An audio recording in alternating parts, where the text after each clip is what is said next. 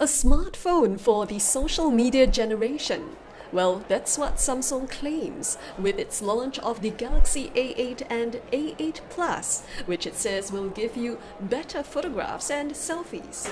So for the A series, it has always been designed for the younger millennials consumer in mind. And we know that this group of consumers, they are definitely interested in selfies. Taking selfies is really part and parcel of their life. The camera is important, but selfies are more important. And over and above that, their life revolves around sharing over social media as well. So that comes back to why we have a dual front camera, and also incidentally the A8 and the A8 Plus is the first in our series of smartphones that features a dual front camera. In the Wi-Fi mode, the secondary camera also provides a wider view, so you can finally fit in everyone during that Lunar New Year gathering.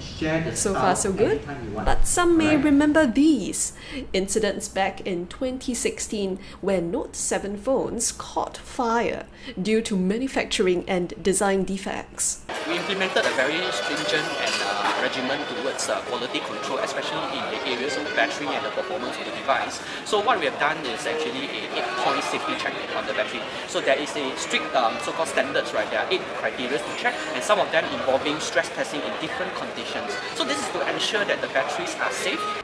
The Galaxy A8 and A8 Plus will be available from 27th January in gold and black. The recommended retail price is $648 for the A8 and $798 for its larger sibling.